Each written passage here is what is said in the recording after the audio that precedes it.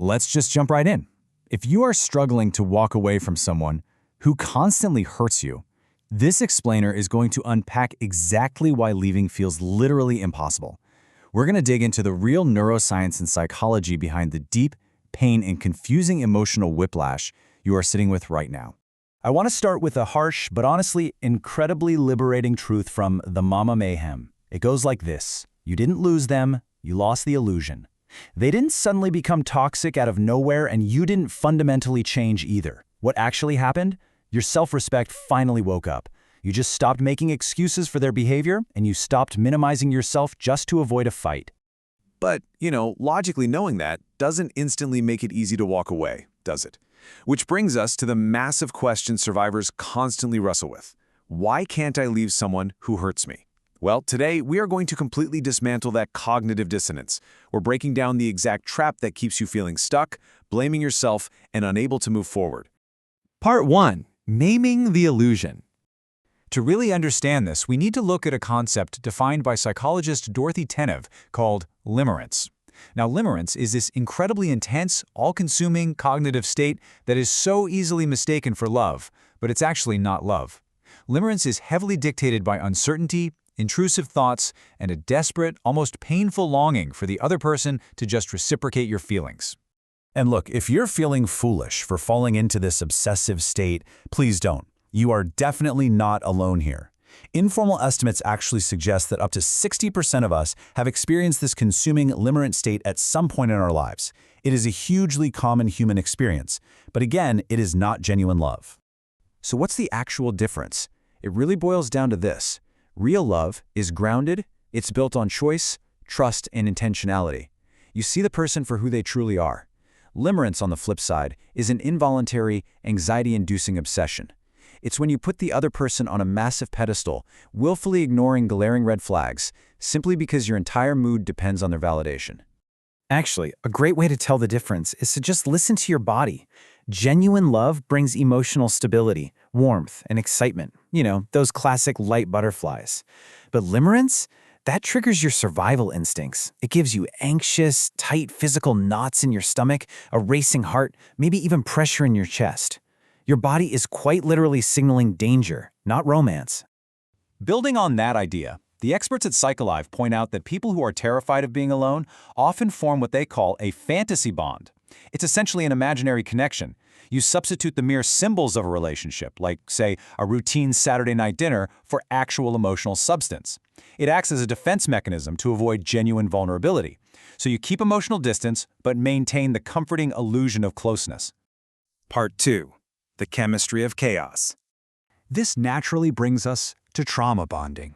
A trauma bond is wild because it tricks your nervous system into confusing fear and relief with genuine intimacy. When moments of extreme conflict or devaluation are suddenly followed by unpredictable affection, it creates a fiercely powerful emotional attachment. And that attachment is what keeps you tethered to the exact person who is hurting you.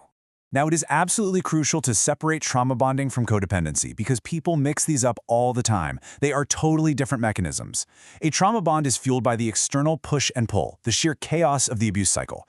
Codependency, though, is an internal drive where you abandon yourself to try and fix or meet someone else's needs. Take a mental inventory here for a second and see if these red flags ring true for your own relationship. Are you hypervigilant, constantly walking on eggshells? Do you catch yourself rationalizing their harmful behavior? Are you getting progressively isolated from your friends? Or maybe you're totally fixated on their potential instead of the stark reality of how they treat you. If any of this hits home, your brain has essentially been trapped. And I really want to emphasize this point. Your attachment is not a weakness. It's literally basic biology. What's happening is you're reacting to breadcrumbing, a form of intermittent reinforcement. These unpredictable little rewards flood your brain with dopamine and oxytocin, mirroring the exact same neurobiological patterns as a gambling addiction. Your brain's survival instinct kicks into a fawn response simply to keep you safe. Part 3. The grief is real. That intense, heavy pain you're feeling? It's what researcher Pauline Boss termed ambiguous loss, and it explains perfectly why you can't just easily move on. You are grieving a blurred object. You're mourning a manufactured persona, someone who may never have actually existed the way they presented themselves during the love bombing phase. And frankly, there's no neat and tidy closure for that. To make matters even harder, we have Kenneth Doka's concept of disenfranchised grief. This explains that terrible shame you feel when well-meaning friends tell you, hey, you're so much better off without them. By saying that, they're actually stripping away the social permission you need to genuinely mourn.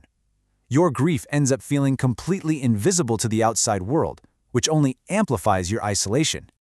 Relying on the framework from relational trauma specialist Annie Wright, we can see that you aren't just mourning one single thing. You're navigating this massive, multi-layered loss. You're mourning the person you thought they were, the future you had mapped out, and the parts of yourself you lost along the way. But honestly, the most devastating layer of all, that's usually the total erosion of your own self-trust. Part 4. The Way Out. Radical Acceptance. Developed by Marshall Linehan in dialectical behavior therapy, radical acceptance means looking directly at the cold, hard facts of your situation and finally dropping those painful what-ifs and should-haves. As trauma therapist Sarah Herstick notes, it's about putting an end to the exhausting mental gymnastics of wishing the past was different so you can actually deal with the reality sitting right in front of you. But there is a crucial paradox here that trips so many of us up. Acceptance is not approval. You can radically accept that someone abused you without ever approving of it, without ever forgiving them, and certainly without staying in that situation. You are simply acknowledging the facts. You are absolutely not co-signing them. So, how do we actually do this? Let's walk through a concrete roadmap. Start by simply noticing your mental resistance, all those looping should statements. Then name exactly what you are fighting against. But most importantly, you have to return to your body. Trauma lives in the nervous system, right? So putting your feet flat on the floor and taking deep breaths helps your body feel safe enough to process the truth without immediately launching into fight or flight. Part 5. Breaking the bond. By leaning into these evidence-based steps, you really can successfully sever a trauma bond. The critical first step? Start a reality check journal. Document the actual facts of the abuse to fight off that cognitive dissonance. You need to build a safety plan, implement strict no contact, and, critically, you have to prepare yourself to manage literal addiction withdrawal symptoms. Your body is going to crave them like a drug. But remember, withdrawal is just a sign that your nervous system is finally adjusting to safety. We've covered a tremendous amount of ground in this explainer today. I want you to remember this. You didn't lose them, you lost the illusion. With your self-respect finally awake and armed with the knowledge of exactly how your brain was tricked, I want to leave you with this one question. What beautiful, grounded, and truly authentic reality are you going to build for yourself next?